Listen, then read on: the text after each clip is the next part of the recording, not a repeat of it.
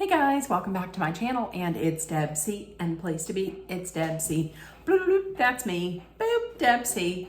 Hey guys, and happy Wednesday. Listen, I had to really think, is it Tuesday? Is it Wednesday? Happy Wednesday, and I hope everybody had a great day. If not a great day, then at least a good day.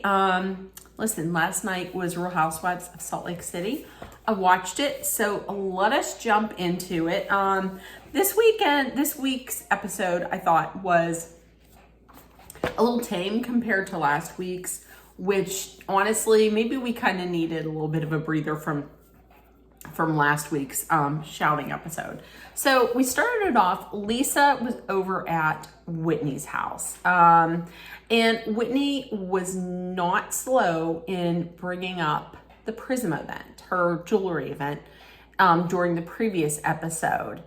And she was basically saying, hey, listen, I know that there was a lot of yelling and I don't know what was said, but I'm disappointed in both of you. But more so, I'm disappointed in you, Lisa, because they've been friends longer. Lisa says, well, I didn't start it, but it doesn't really matter who started it. She could have very well have just ended it. Either one of them could. She could have just ended it. Lisa gave like a half-hearted kind of, I'm sorry. It wasn't, in my mind, it wasn't really a sorry, but she kind of said, I'm going to offer you a sorry or something like that. And Whitney mentioned, now listen, I'm going to tell you, I was shocked at like how right Whitney was. Like Whitney was on point. She said, and she mentioned that Lisa, it seemed like Lisa was triggered by Monica and Angie hugging. And it seems like she was triggered by their friendship. And she said that it seems like Angie kind of placates Lisa Barlow just so that she doesn't upset her. And she had asked, has she ever raised her voice to you? And she really didn't answer. Another good point that Whitney had brought up is that when you say something to Lisa Barlow, she can really only see it from her point of view and from her perspective. And she'll take it then as like an affront to her, like you're going against her. When, I mean, that's not the case at all. You're allowed to, not make your assumptions, but you're allowed to have your opinion and let her know what you think. Lisa says that she is not triggered so much by their friendship. She's triggered by the fact that she thinks that what Angie says about Monica and what she does doesn't match. She said, the ocular doesn't match up with what Monica is saying. She's saying that Angie says that Angie doesn't like Monica and she doesn't want to be friends with her. And then she sees this happening. And then Lisa Barlow starts cussing and like screaming and dropping a whole bunch of F-bombs. And Whitney had already told you beforehand, hey, Justin's out of town, so it's just me and the kids. So she starts dropping all these F-bombs. And here comes her son right around the corner, kind of wondering like what's going on, because obviously any kid would. He hears somebody downstairs yelling at his mother and he's thinking, what the heck is going on? And when Whitney says to her, listen, I know that we might talk like this to each other, but in my home, can you please not cuss in my home? My kids are here. And then Lisa, in her confessional saying, oh, well, who is she to play Emily Post in teaching me manners? Maybe she should. Because if somebody doesn't want you coming into their house and cussing with their small children there, maybe just be like, I'm so sorry. I'm sorry about this, that I was cussing. She apologized to the son, but it obviously was not like, it was not a genuine apology. Now, and going back to the whole thing with Angie and Monica, to me personally, I felt this way last week as well. I felt like Lisa is being triggered because maybe someone is going to get to one of her minions, like someone that is strongly in camp or strongly on team Barlow. That's what I think. She's saying that's not the case and that she can have whatever friends she wants, but this is why she was triggered, why she was mad. So next, Heather goes over to Mary Cosby's house. And this house, I had seen a tour on TikTok, I think it was. This house, oh my Lord, this woman, Mary Cosby, doesn't have any right to talk about anybody else's house or anybody else's style. Because listen, when you go from that ugly green carpeting to that psychedelic chair set from Whoville, I don't understand how she can talk about anybody else's style. So Mary really say that she feels like they have a connection. It's because of the whole religious thing. Like she had said that Heather wants to feel like she's part of the church again, but she also wants to be able to like rebel. So I guess that's why she's thinking they have a connection. She really called her over there because she wants to talk about the book. She wants to talk about Bad Mormon. And she's saying that that she doesn't appreciate the fact of what Heather wrote. Mary said she skimmed the book and she basically, which probably meant she skimmed it for her name. And the part that she wrote about her was not true. Heather read what she wrote. It seemed true to me, and it did not seem to be that bad at all. Like, I'm pretty sure Heather could have gone, a little heavier on it. I didn't see anything bad about it at all. And overall, she says she's proud of Heather. I don't understand that. Now listen, if she feels that there's a connection with Heather and she's proud of her, and if she's leaning towards like being friends with her, the part whenever Mary had asked, what did I say bad about you? And Heather had said, well, you had said, I wonder if she knows that she looks inbred. Or no, she probably doesn't even realize she looks inbred. And Mary doubled down because Heather was like, do you really think I look inbred? And she was like, yes. From somebody who married her grandfather. I mean, I get it. It's not biological, but still. That's rich. Also, just an opinion. I had no desire to read this book before this episode. I'm kind of feeling like I might want to read this book now. Not because I think like the writing is going to be like amazing. Although that passage that she read during her book, like her book signing, I didn't think that was too bad. Like, I don't know if she wrote that or if that was a ghostwriter, but I thought that was a beautiful part that she had read.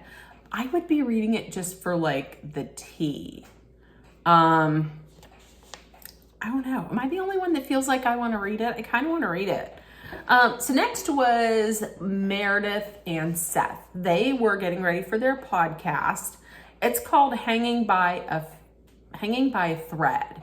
So typically any interactions between the two of them, I'm like, next. But I thought this one was kind of nice because Meredith had told a story that like 15 years into her marriage, she had 3 kids and she had moved to Salt Lake City, to Utah. And she had said that there was they did not have a prenup. They had a postnup. And they had a postnup not for financial reasons, but for custody. Because she had said that divorces here in Utah, she said divorces there in Utah really are not favorable to, or typically not favorable to the woman, to the wife.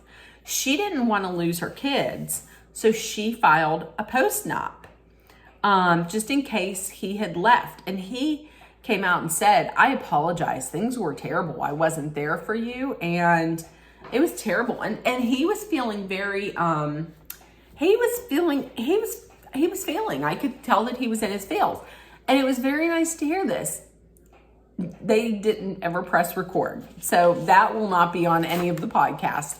Thank God Bravo cameras were there, because none of that is going to be on the podcast. You see what I'm looking at?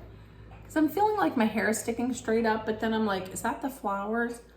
Okay, let's do that. Okay, so next up was Monica and her kids. So Monica and her kids were at home. They're blown up balloons or something like that. And did you call me?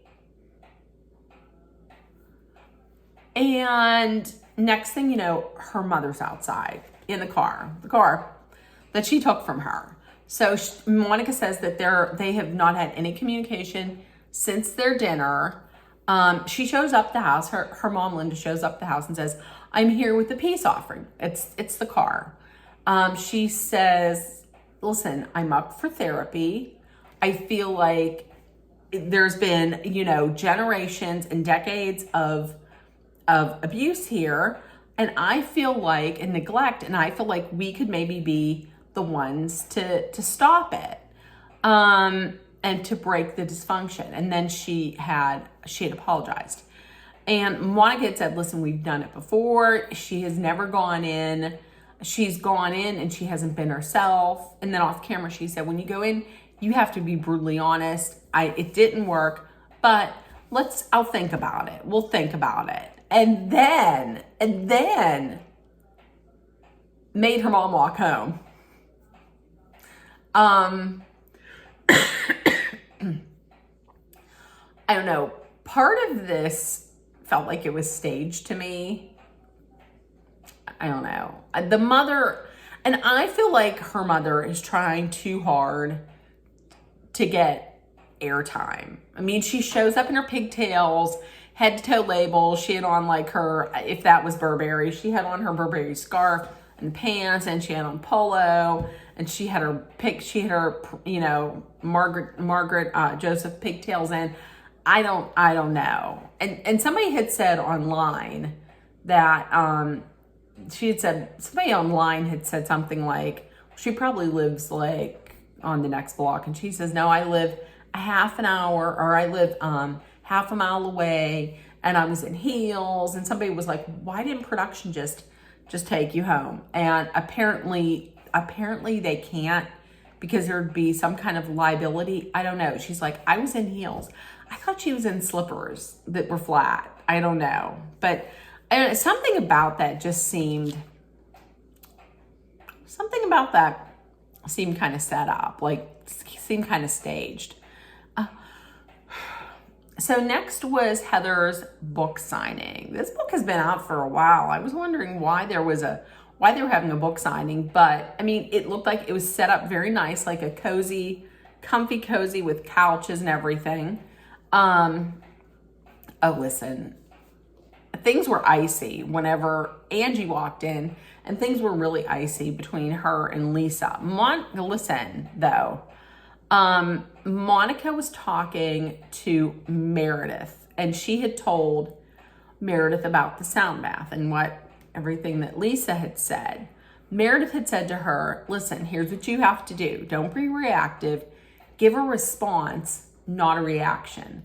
That is those are smart words. That is smart advice. Would Monica be able to do it? No, absolutely not. She would not. To start this whole shindig off, Lisa Barlow sang "Away in a Manger." Now, I'm going to tell you, I think it's hilarious when she sings "Away in a Manger" because I just do. Like, I'm kind of over Lisa Barlow, except when she does ridiculous things like that, and it's just funny. But then she doubles down and they bring in like a choir, that choir, and what is going on with my hair here? Are you kidding me? This is terrible. Anyways, they bring in the choir and then Lisa starts rapping. Rapping? Okay. No, she should have taken cues from the audience, because whenever she was singing "Away in a Manger," people were looking like, what is this? What's this?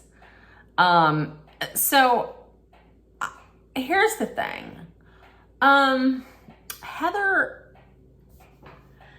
was talking and Monica had said something like, "Oh, I can see us being friends," or something about how she feels close to Heather. Okay.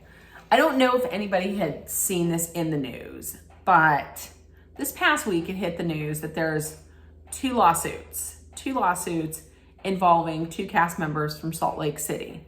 Those castmates are Heather Gay and Monica Garcia. So the first one, and I believe this might have been filed in 2019. I might be wrong. I think it might be 2019. But Heather Gay and Beauty Labs filed a lawsuit against Monica. Now, she had used a different name, so it wasn't Monica Garcia. I don't know what name she used, but they sued her for non-payment for, I believe the injections were worth $2,499. And Monica had paid $499, leaving $2,000 unpaid. So they had filed a lawsuit to get their money back. Monica then filed a countersuit saying that the injections were botched, that they were garbage. Now, Beauty Labs then said, we'll come on in, we'll fix them for free. And Monica said, "No, thank you. I'm going to go to a more reputable, more credible provider, anesthesia, like injectors." I don't want to say injectors, but I want to go someplace a little more reputable. So there's that. Okay. There is that. Monica knowing this, I don't understand how you could say that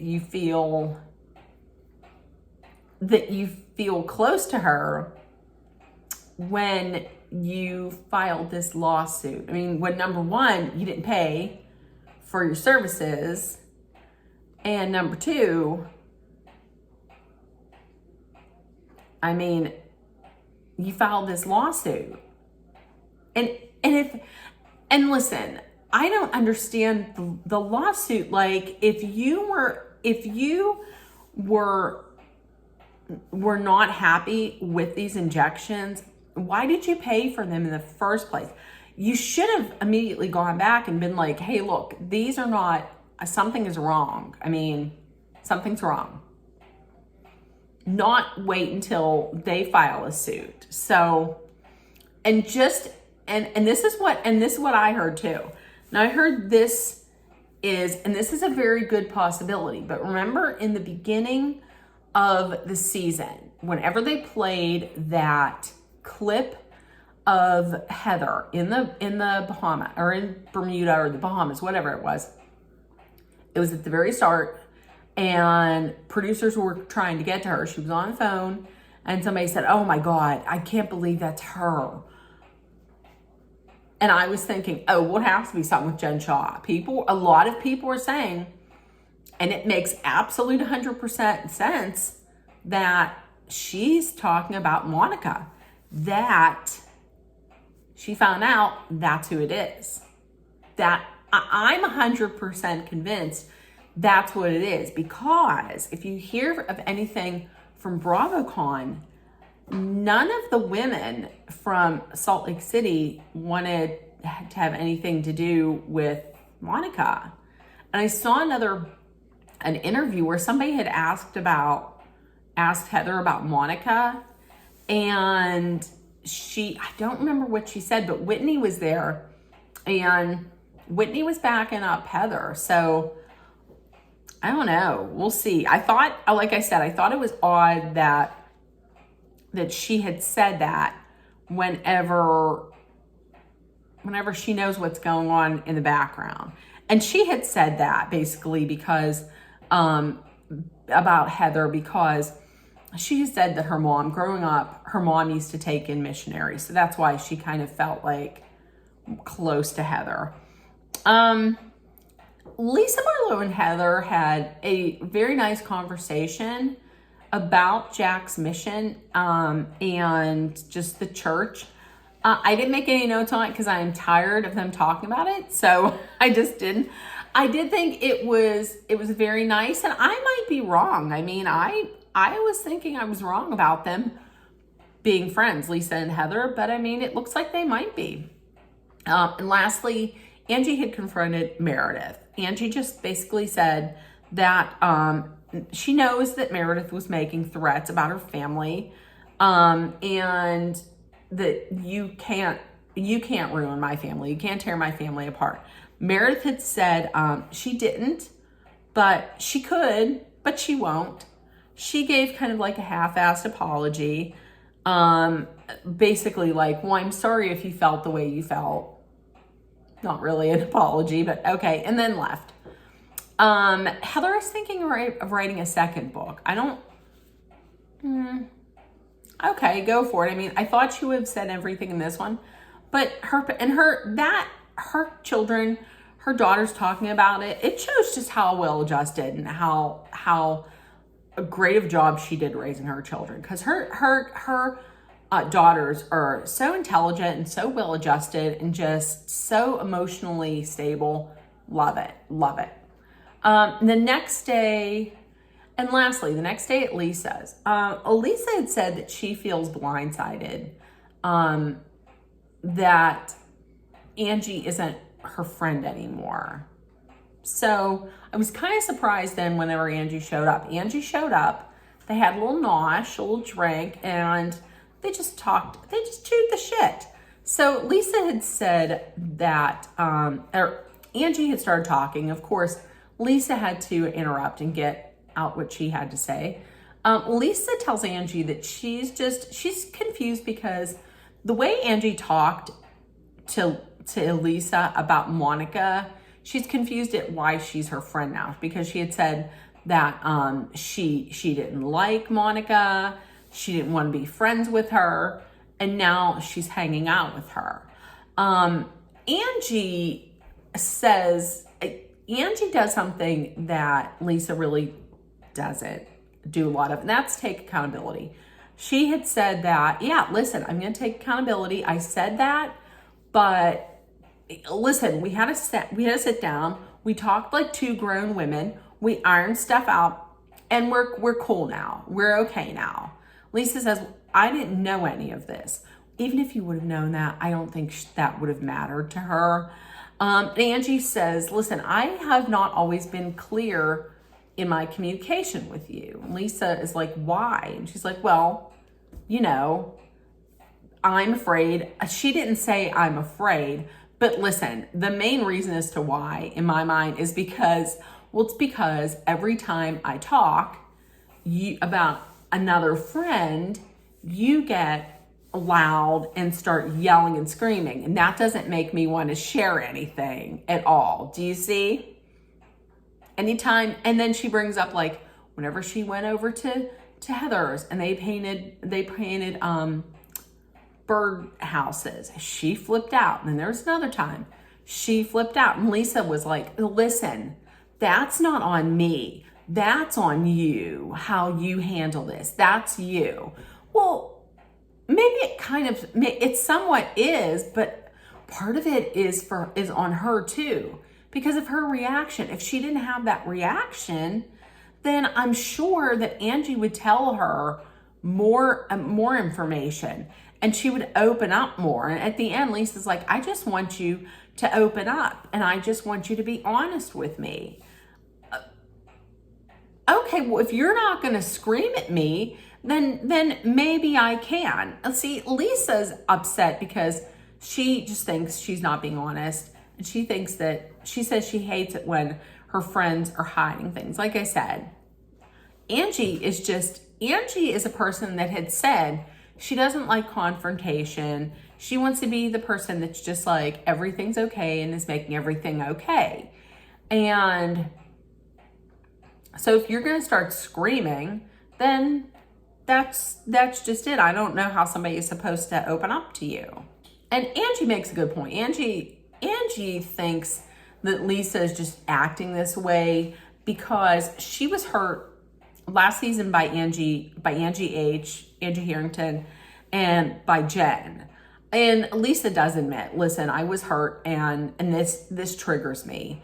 So they do say at the end, I think Lisa does say at the end, like something like she's glad they're friends now, or, you know, I want you to be friends with whoever you want to be friends with. I want you to speak freely. I don't know why she said she wants to be friends with her, because just before that, she's like, she's weak. She's a liar. Well, if somebody's a liar, why do you want to be friends with them?